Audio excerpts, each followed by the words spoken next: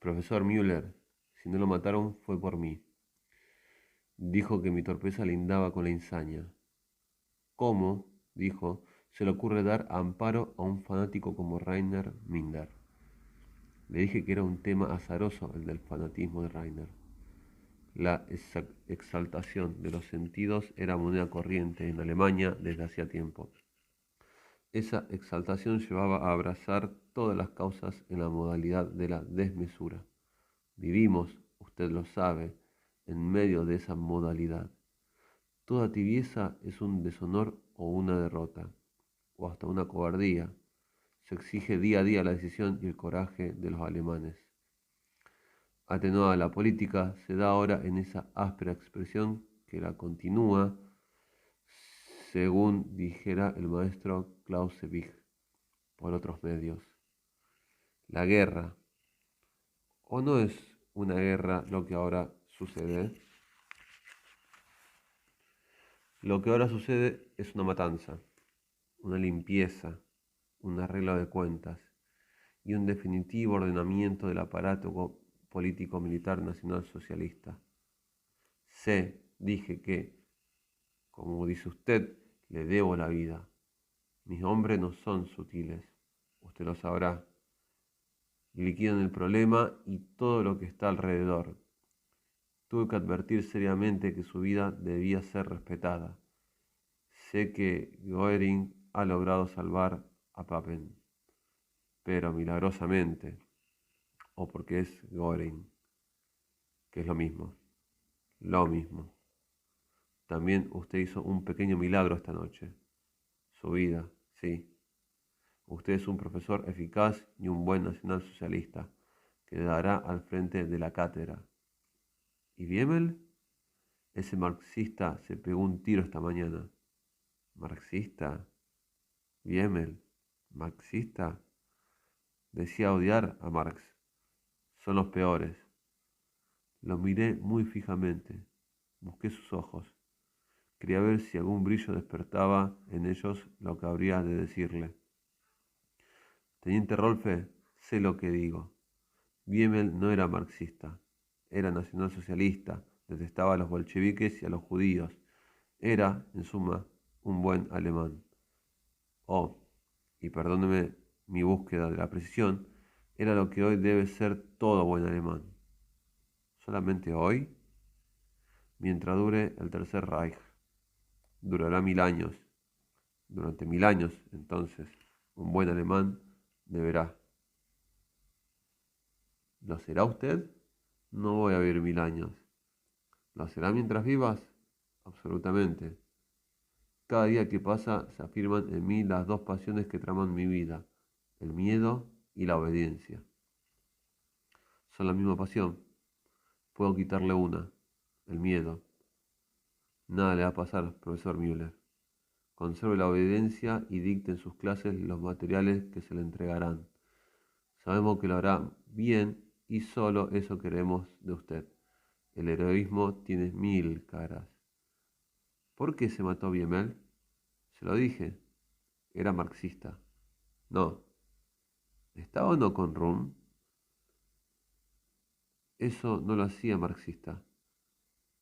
Apoyó sus brazos sobre el escritorio y rió con opulencia, con el desdén ultrajante de los soldados victoriosos. Profesor Müller, Biemel estaba con Rum. Eso lo convertía en nuestro enemigo. Y nuestros enemigos son lo que nosotros decidimos que sean. Si ganamos, lo son definitivamente. Y por serlo, los matamos. Para eso es la guerra. ¿Qué pasará con el profesor Heidegger? Nada. Renunció a tiempo. No goza de nuestras simpatías. Se excedió en sus ambiciones. Pero tiene todo nuestro inmenso respeto. Seguirá dando clases. El nacionalsocialismo no es lo que él cree que es. Pero eso no le importa a nadie ni a nadie perjudica. El maestro, querido Müller, es tan genial en filosofía como limitado en política. Creyó que Hitler sería el Führer de la guerra y él, a su lado, el de la filosofía. Alinearse con Rom lo perdió. pero sin Rum no se habría impuesto en Friburgo. De todas formas, su empresa era inverosímil. Adolf Hitler es el Führer de la guerra, de la filosofía, de Occidente y, muy pronto, del mundo entero y dilatado. Es una vieja historia. Los grandes intelectuales se acercan a los grandes líderes políticos para manejarlos desde las ideas.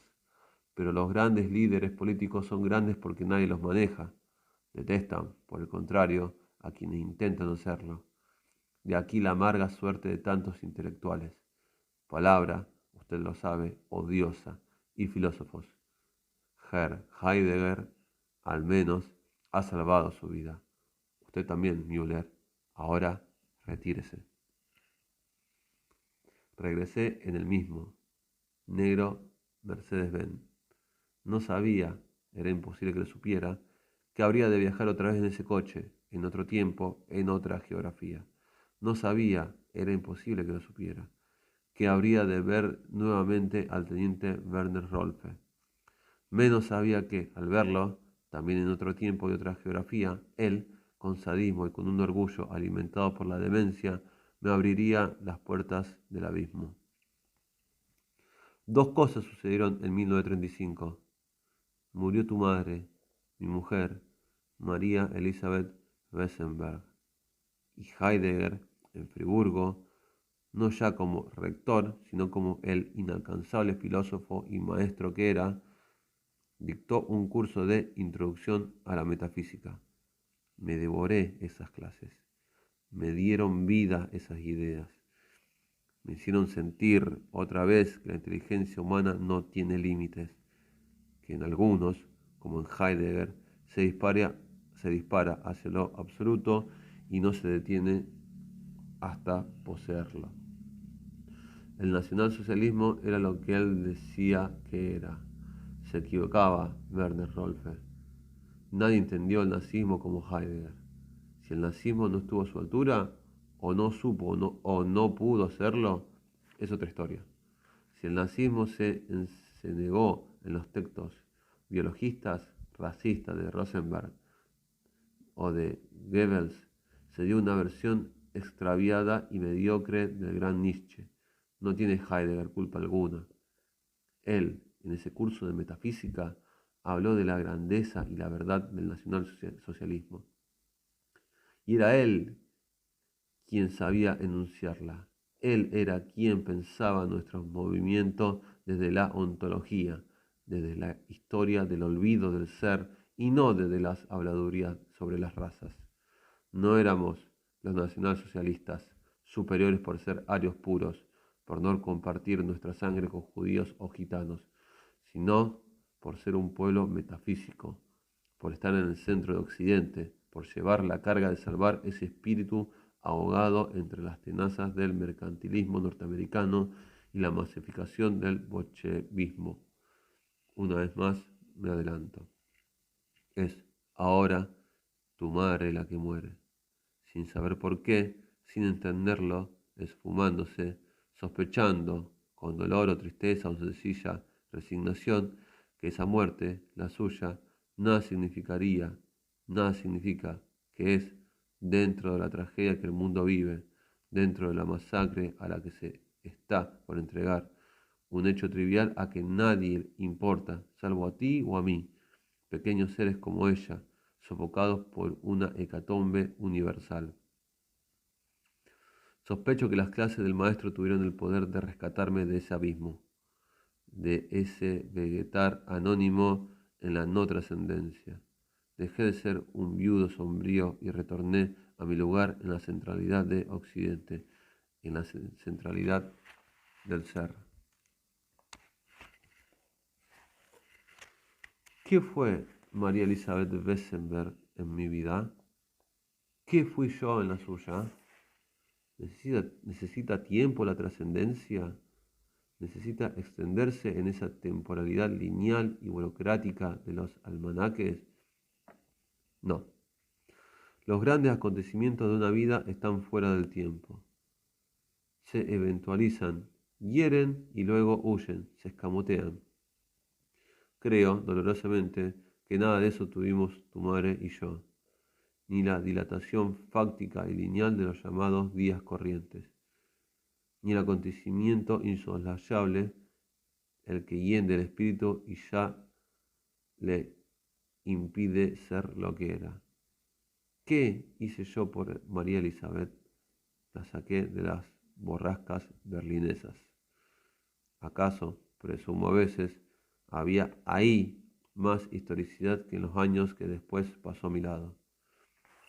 La saqué de su hogar, se la quité a ese padre gris, medroso, que solo podría exhibirle la medianía del alemán interpretado, el que decía lo que todos decían y hacía lo que todos hacían. El alemán del se dice, no el de la palabra propia. La llevé a Friburgo y le hice escuchar, junto a mí, el discurso del rector Heidegger. Nunca, como en ese momento, hubo más historicidad en su vida.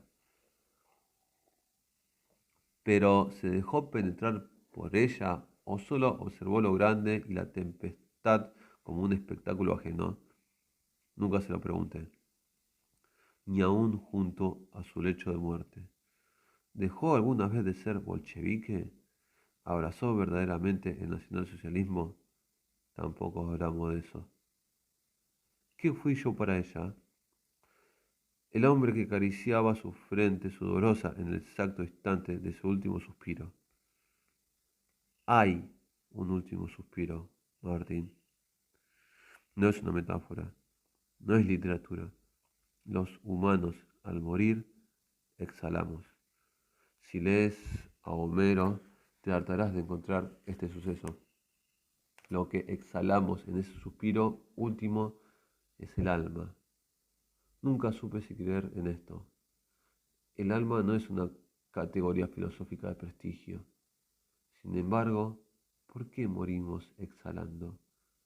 ¿Qué es lo que expulsamos en esa exhalación?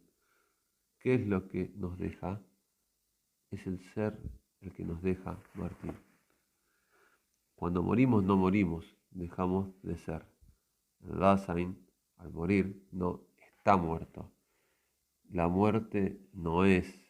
La muerte es un dejar de ser. Tu madre, en suma, cuando expelió ese suspiro, cuando esa tenue exhalación salió de sus labios entreabiertos, expelió su ser. Lo último que exhalamos es el ser. Al exhalarlos, nos carenciamos de él. Al exhalarlo, dejamos de ser. Eso es la muerte.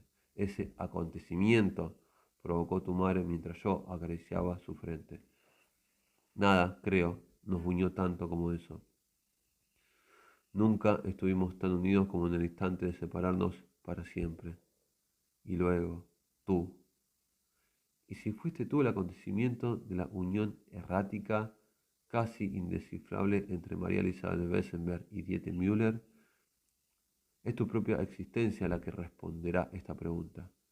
Es tu propia existencia la que fortalecerá la liviandad de las nuestras o las ratificará en su insignificancia.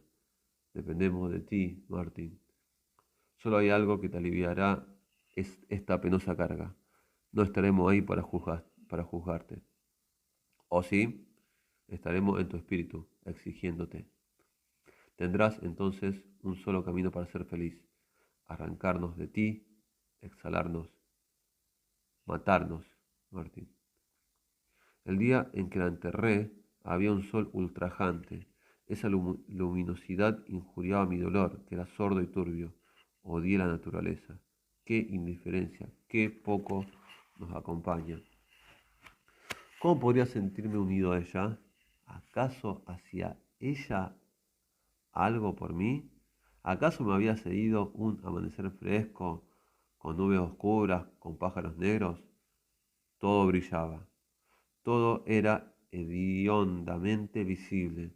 El ataúd de tu madre se hundía en la tierra y el sol calentaba su textura sombría, extraía de él reflejos, luminosidades idiotas, festivas. Ni siquiera la palidez le fue permitida a nuestros rostros. El sol nos enrojeció y nos miramos y nos vimos arder, florecer intempestivamente como estúpidas rosas en primavera. Odié, Martín, la naturaleza. Pensé, en contra de todo cuanto el maestro me había enseñado, que tal vez mereciera nuestra devastación, el arrasamiento sin retorno al que la sometíamos. María Elizabeth fue sepultada sin sombras, entre los fastos de una mañana gloriosa. No podría describirte el asco que una sencilla mariposa puede despertar en un viudo estragado. Hasta la tierra en que la pusimos ardía, y ella, la pobrecita, padecía temperaturas altísimas. No le fue concebida ni la piedad de una tierra húmeda, de una tumba fresca que le permitiera liberarse del infierno de la fiebre. Volvimos a vernos. Debió ser, para mí, un acontecimiento previsible. Heidegger quería hablarme. Lo había dicho y había antepuesto una condición. La recordarás. No bien me libere de mis compromisos.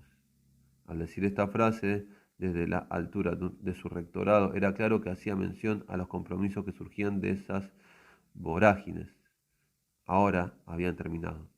Heidegger era todavía Heidegger, no era uno más. Pero yo no era el Führer de Friburgo.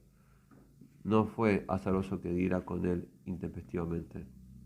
Entré en la sala de profesores y ahí, en esa mañana de 1935, en esa mañana como cualquier otra, incluso mientras un par de servidores de limpieza, anónimos, evanescentes hasta el extremo de la insignificancia, hacían su tarea, moraba el ser.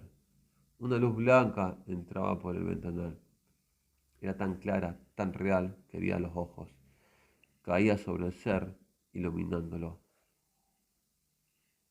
Heidegger era un hombre de las sombras, un expresionista, un romántico, pero la naturaleza lo amaba, la luz, la transparencia, el absoluto develamiento lo amaba. Leía un tomo grueso y trajinado, fumaba una pipa rústica que acaso él mismo hubiera hecho. Estaba en la punta de la gran mesa de cedro, no en la cabecera. A un costado, verlo fue perder la respiración. No sé si entenderás. Heidegger era el ser. Tanto nos había hablado de esa sublime ausencia, de esa ausencia que nuestro olvido creaba. Tanto nos había hablado de ese retiro, de ese retirarse del ser, que él, para mí y para muchos otros, era su única posible y deseable encarnación. Heidegger podía existir en medio del olvido y del retiro del ser porque él era el maestro que preguntaba por ese olvido, por ese retraimiento. Esa misión le daba una plenitud que nosotros no teníamos. La teníamos por él. Él era el profeta del ser. Él era la posible o imposible pero única cercanía, relación entre el ser y nosotros. Caminé como si levitara hasta él. Me detuve a su lado y aguardé largamente la remota posibilidad de su mirada. No hubo tal mirada, pero fue sin mirarme que dijo: siéntese, profesor Müller. Pocas veces me había honrado llamándome profesor. Siempre Müller, como el joven estudiante de Marburgo. Si va a preguntarme qué estoy leyendo, no lo haga. Leo a Nietzsche. Es hora de leer con mayor hondura que nunca a Nietzsche. Le dije que yo también leía a Nietzsche, que lo enseñaba incluso en mis clases. Usted no lee a Nietzsche ni lo enseña en sus clases, dijo. Usted lee un Nietzsche tosco, un Nietzsche tramado por lo que hoy es el nacionalsocialismo. Entonces me miró, sus ojos siempre claros, el bigote ahora más crecido. Yo también lo miré, también lo vi. Te diré qué vi. No había paz ni menos aún alegría en el rostro del ser. Solo la opacidad de los tiempos que vivíamos. Ni él ni yo lo ignorábamos. Sin él, como Führer de la universidad solo derivaría en busca de lo mediocre, del dogma partidario. Usted lee un Nietzsche áspero, edificado por Alfred Bauerler, vigilado por Alfred, al servicio de un biologismo, de un racismo mediocres que injurian no solo al sublime loco de Turín, sino al mismísimo nacionalsocialismo. Malos tiempos, profesor Müller. Era asombroso que me estuviera diciendo esto. Yo vivía en el espacio del miedo. Aceptaba el miedo como parte esencial del nacionalsocialismo. Tantos enemigos tenía Adolf Hitler que, de las dos posibilidades que Maquiavelo le ofrece al príncipe para gobernar, hacerse amar o hacerse temer, solo la segunda podía elegir. Se hacía entonces temer y eran todos los que le temían. Por eso era el Führer, porque su voluntad era la ley de la patria. Y yo, que no era valiente, tenía miedo. Sabía que el miedo, o su expresión fáctica, la evidencia, era el más genuino recurso para sobrevivir en Alemania.